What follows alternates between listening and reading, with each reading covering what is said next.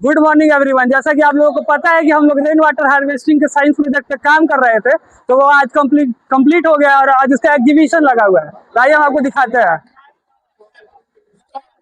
तो ये हमारा रेन वाटर मतलब रूफ पे जब पानी बारिश होगा उसको कंटेनर में सेव करके वहाँ नीचे लाएंगे। अब सोच रहे होंगे फिल्ट्रेशन की क्या जरूरत है, फिल्टर क्यों कर रहा है? क्योंकि रेन वाटर ना जनरली एसिडिक यानी जो पहले हुआ रहता है वो एसिडिक रहता है, तो उसको फिल्टर करके उसका टीडीएस मेंटेन करके हम एक रिजर्वायर में डालेंगे। उसके बाद आप फार्म के लिए भी यूज कर सकते हैं और पीने के लिए भी यूज कर सकते हैं।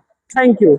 ये हमारी टीम, ठीक है। अब सोच रहे हैं कि आइडिया कहाँ से है रेन वाटर हार्वेस्टिंग का, क्योंकि जिस रीजन में हम लोग रहते हैं ना उस रीजन में पानी बहुत कम हुआ है इस बार। 100 mm ही बारिश हुआ है। जनरली 700 mm बारिश होता है और इस बार सिर्फ 100 mm हुआ है, यानी 600% कम बारिश हुआ है। इसी वजह से हमने सोचा है कि रेन वाटर हार्वेस्टिंग का प्रोजेक्ट करें और उसको प्रोसीड करें। हमारे कॉलेज एग्जीबिशन में और भी प्रोजेक्ट्स लगे हुए हैं, जैसे कि ये हमारा एग्रीकल्चर प्रोजेक्ट है का प्रोजेक्ट लगा हुआ है। एक्सप्लेन करिए। देखिए, स्मार्ट एग्रीकल्चर प्रोजेक्ट में बेसिक से जितने भी मॉडर्न तरीके से हम लोग एग्रीकल्चर कर रहे हैं, जैसे भी एग्रीकल्चर को और भी मशीनरी बना सकते हैं और कम पैसे में ज्यादा से मेहनत। किसान को क्या बोलते हैं, बहुत ज्यादा मेहनत करता है, लेकिन आज के जमाने में बस मेहनत से काम नहीं चलेगा, किसान को स्मार्ट भी बनना पड़ेगा। इसलिए हमने स्मार्ट प्रोजेक्ट बनाया है। इसके थ्रू हम किसानों को ज्यादा मशीनरी के बारे में और फार्म के बारे में बता के और किसानों को ज्यादा से ज्यादा और मॉडर्न तरीके से फार्मिंग बता सकते हैं।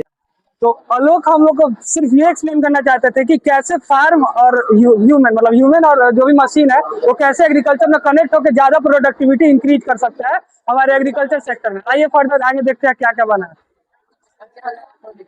यहाँ इंटीग्रेटेड फार्मिंग का इंटीग्रेटेड फार्मिंग सिस्टम का मतलब ये होता है कि कंबाइंड रूप से सस्टेनेबल एग्रीकल्चर प्रैक्टिसेस को एक साथ करना। मींस हम एक ही फील्ड पे अलग अलग agriculture practices like poultry, fishery, sericulture, apiculture, animal husbandry, intercropping और डिफरेंट तरह के प्रैक्टिसेस हम लोग कर सकते हैं। इसका लॉस इसमें क्या होता है कि लॉस रिस्क के जो लॉस होने का जो रिस्क होता है वो कम होता है। अगर हमारे पास पोल्ट्री से अगर लॉस हो रहा है तो हमारे पास अदर ऑप्शन है, फिशरीज है, हमारे पास सेरिकल्चर है, एपीकल्चर है, इन सब से हमें प्रॉफिट हो सकता है और इसमें हमारा प्रोडक्शन ज्यादा होता है। और दूसरा चीज ये है कि इसमें जो भी ये जो सारे प्रैक्टिसेस है वो एक दूसरे के पूरक है। मींस हमारे पास यहाँ पे लैंड है, इसमें हमने क्रॉप ग्रो किया है, क्रॉप की जो भी रेसिड्यू है उसका इस्तेमाल हम लोग चारा के रूप में कर सकते हैं। और हमने यहाँ एनिमल हस्बेंड्री में एनिमल्स को रखा है, उनके डंग को हम लोग एनिमल का जो डंग है उसका इस्तेमाल हम लोग एज अ मैनुअल फील्ड में कर सकते हैं। रूफ गार्डनिंग क्यों जरूरी है इसमें? क्योंकि शहरों में ज्यादा जगह नहीं होता है खेती करने के लिए, इसलिए जो वहाँ पर रूफ गार्डनिंग किया जाता है। Soil profile, vertical section of soil is called soil profile. इसमें 5 लेयर होते हैं, ए होराइजन, बी होराइजन और सी होराइजन, ओ, ए, बी, सी और आर होराइजन। आ जाएगा।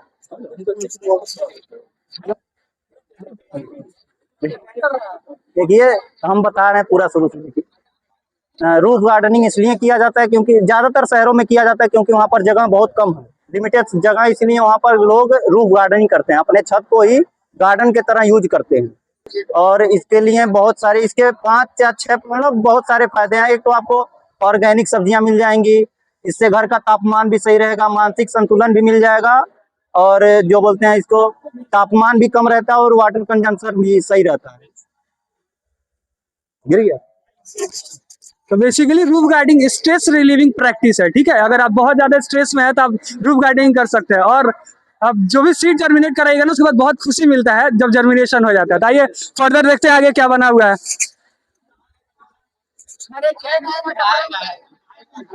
क्या बना है सर आप? ये हाइड्रोपोनिक फार्मिंग है। ये हाइड्रोपोनिक फार्मिंग है। ये बिना मिट्टी के और कम जगह में, कम स्पेस में कहीं भी करने वाला खेती है और आप ये कहीं भी कर सकते हैं। जैसे बालकनी में भी कर सकते हैं, अपने रूफ पे भी कर सकते हैं। फिर इसका मान लीजिए इसको न्यूट्रिएंट देना है, फिर पानी में न्यूट्रिएंट मिक्स करके पानी के द्वारा न्यूट्रिएंट भेजा जा सकता है। और इसको जैसे इसमें कोई भी मतलब रूटेबल प्लांट लगाया जाता है और ये प्लांटिंग से लगाया प्रोडक्शन तक इसी में इसका जीवन यापन होगा। वाटर में आप कैसे करेंगे? वाटर में मिक्स करके या फिर मोटर के जरिए लिक्विड फर्टिलाइजर। लिक्विड। आपका नाम? मनिया। आपने अमन के प्रोजेक्ट में देखा कि हाइड्रोपोनिक्स इन्होंने बनाया। हाइड्रोपोनिक्स बहुत नया इन्वेंशन है और बहुत यूजफुल इन्वेंशन है, क्योंकि हम अपने सॉइल को दूषित करते जा रहे हैं डे बाय डे, तो हमें फर्दर वाटर में शिफ्ट होना पड़ेगा। इसीलिए हाइड्रोपोनिक्स बहुत और बड़ा और बहुत मेजर इन्वेंशन है। और एक और होता है एरोपोनिक्स, में भी अगले साल आप एरोपोनिक्स बनाएंगे। चलिए बहुत बहुत धन्यवाद, यही था हमारे एग्जीबिशन में आज के। अच्छा तो इस प्रोजेक्ट में आपका नाम, इस प्रोजेक्ट में इरफान ने पोल्ट्री फार्म और मिक्स फार्मिंग का दिखाया है, तो चलिए उनसे पूछते हैं क्या कैसे कर रहे हैं।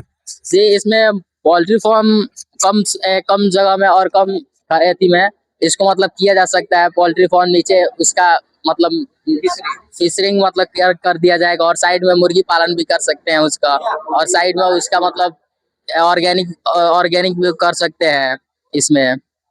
सीमांत किसान मिक्स फार्मिंग में एक्सप्लेन करना चाहते थे कि जैसे पोल्ट्री है, पोल्ट्री का वेस्ट होगा फिशरीज खाएगी, और जो हमारा ये शेड वगैरह यहाँ जहाँ गाय वगैरह रहती है उसका वेस्ट जो होगा उससे हम फर्टिलाइजर वगैरह ऑर्गेनिक फार्मिंग करेंगे। तो इससे हम आपका मतलब एक रिलेशन से शो हो रहा है पूरे एग्रीकल्चर में। ठीक है, थैंक यू। आज के एग्जीबिशन में इतना ही था, फर्दर अगले साल मुलाकात होगी आपसे फिर इसी कैंपस में, इसी ग्राउंड में।